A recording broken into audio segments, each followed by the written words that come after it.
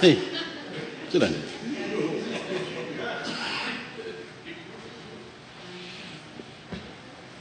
Thank you, Honourable Speaker. Honourable Speaker, I rise in support of this climate change bill. And I just want to apologize to Honourable Tambuya.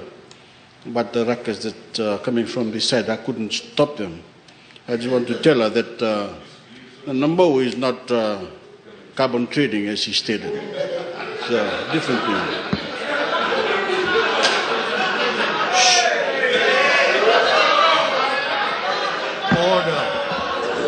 Order. And to all those landowners listening in, when Honorable Nawekula made his statement, I just want to tell everyone, this Honorable Speaker, that he is misinforming Parliament when he says consent does not work. Order. Nothing original from this man, from this honourable member. Honourable Speaker, same old, same old. I want to inform everyone that consent by the landowners is pivotal in the leasing of any land in Fiji. I don't know where he's coming from. And this is supposedly someone who used to work in TLTB some years ago. No wonder TLTB nearly collapsed during his term and after his term.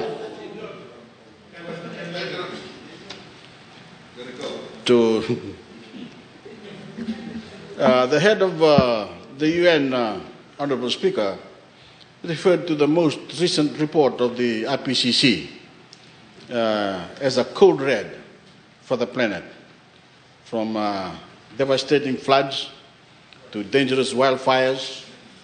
One thing is clear, that climate crisis is already here. And failure to act now jeopardizes the livelihoods of future generations. Something doesn't seem to, the other side of the house don't seem to understand. The climate change, Honourable Speaker, is the challenge of our lifetime.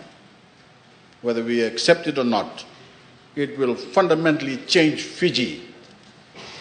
How is up to us.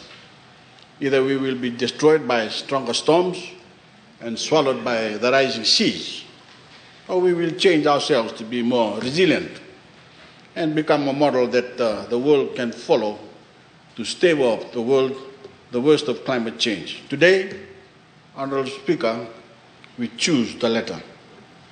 When the world looks for champions for the climate and for the security of coming generations, they look to our islands. They look to Fijians. We have contributed to the fight for solutions through our global leadership. As President of COP23, we sought to enlist governments, civil society and the private sector towards the goal of net zero carbon emissions. Just this week, Honourable Speaker, I met with the leaders from China, Russia, the USA, Pakistan, the United Kingdom, India and Japan, and dozens of others to convey the urgency of cutting emissions and funding climate-resilient development. These leaders listen to Fiji because we are a credible country. They listen because we ask nothing from them that we are not prepared to do ourselves. We have no hidden agenda. Our intention is pure. We are working to save our people and save the planet. Full stop. We should never forget the weight of the mantle of responsibility on our shoulders. For Fiji, may be a small country, but we are not a nation that imitates. We are a nation to be emulated, and we will continue to introduce and promote perspectives and objectives that the world can follow, and to ensure our future against the threat of runaway climate change. Through our advocacy and our actions, our message to the world is clear, Mr. Speaker. We, the planet's smallest emitters, are prepared to eliminate our negligible carbon footprint, and we are calling on the large industrialized nations to do the same. Honourable Speaker, that is a dynamic that this bill supports. It is our promise, enshrined in law, to be the change we seek to bring about at a global scale.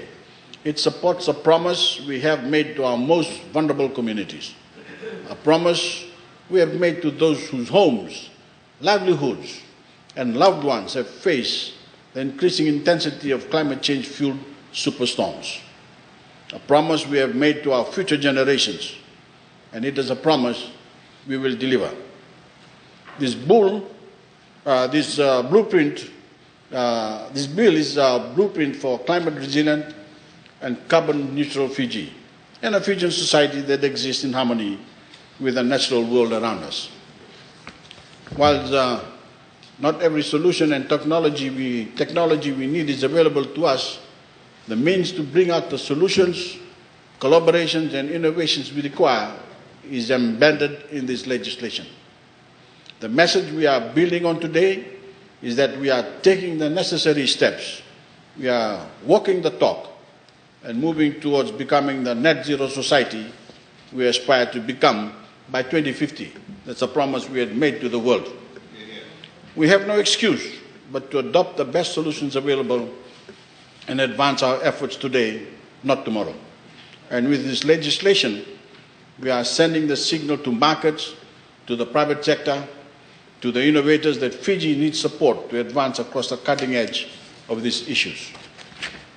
This bill, Mr. Speaker, enshrines our commitment to the 100% sustainable management of our ocean, with 30% declared as marine protected areas. And the bill sets out our intention to retain our sovereign right over our existing maritime boundaries, irrespective of the future impacts to those boundaries due to sea level rise.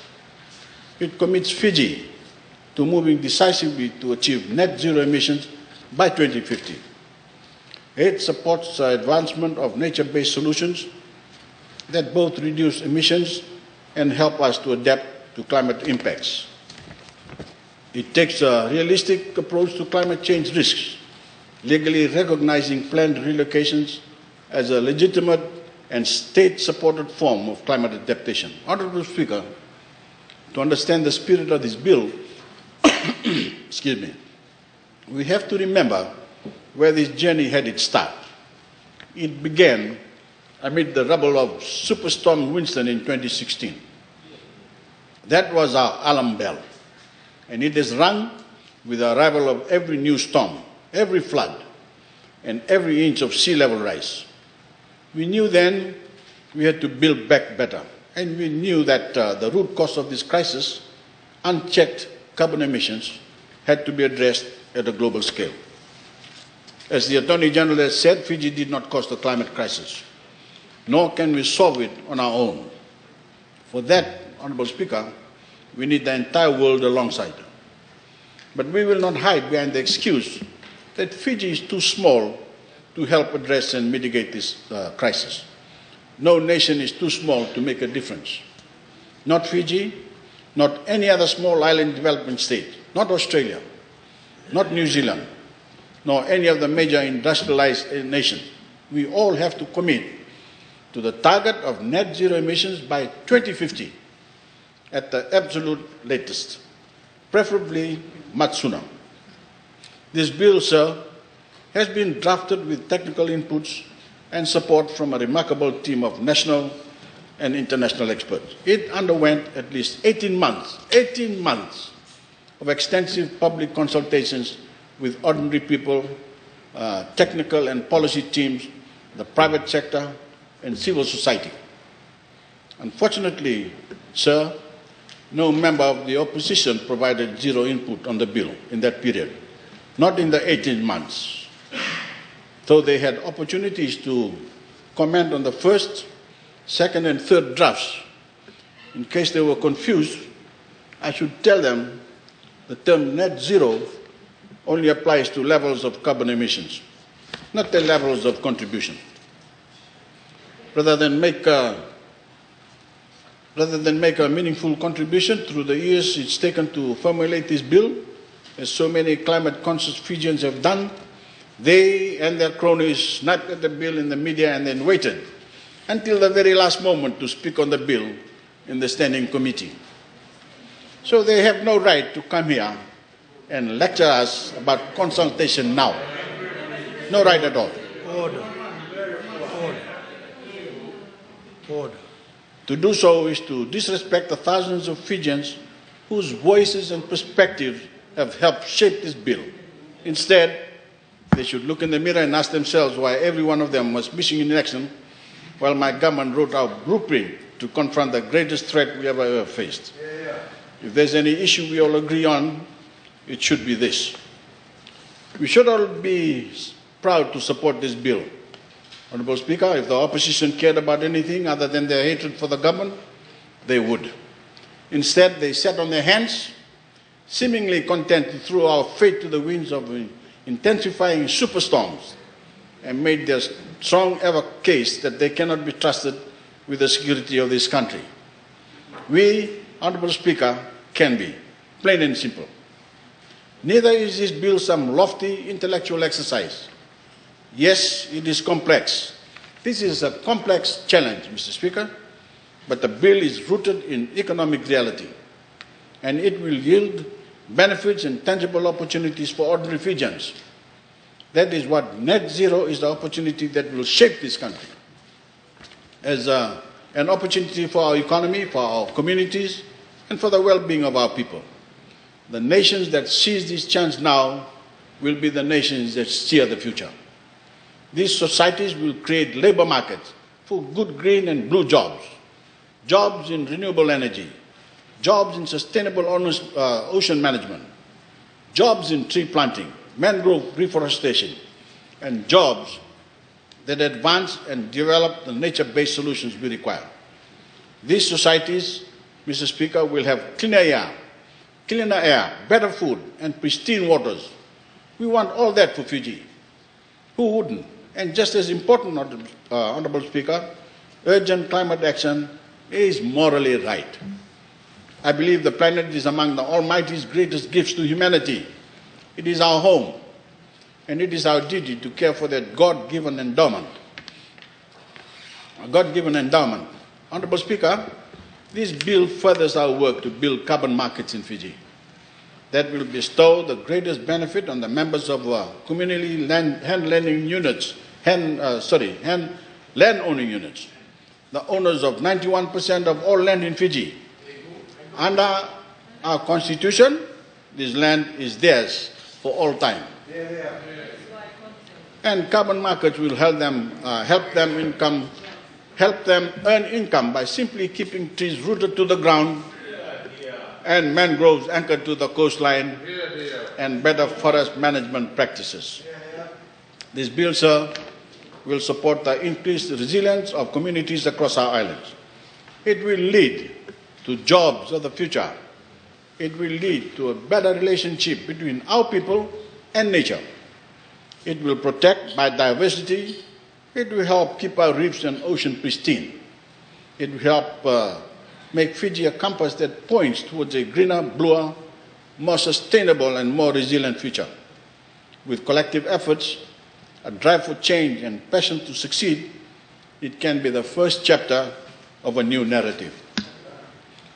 With and through this new narrative, we will no longer be the helpless victims on the leading edge of a crisis we did not cause. Frankly, Mr. Speaker, I'm tired of telling that story. I'm tired of applauding our people's grit and resilience in the wake of superstorms, floods, and the rising seas. Fijians deserve more than a pat on the back for withstanding the worst of climate change. Our job today is to set open the chapter of a new story. The story of a people bound by a resilient spirit who also have the resources to create the change they need to facilitate safety, strengthen their infrastructure, shift their priorities, work with and not against the environment, and empower homegrown solutions. I just want to state, Honorable Speaker, that Barefoot College is a government's initiative to create career opportunities and skill rural women to use alternative energy sources like solar. And this is about the story of a society, Mr. Speaker, that does exactly what it demands of the world by showing what carbon neutral, people first, and future-forward approach can achieve. Mr. Speaker, on behalf of my children, my grandchildren, and every climate-vulnerable person on this planet, born and unborn, I wholeheartedly endorse this climate change bill. Thank you.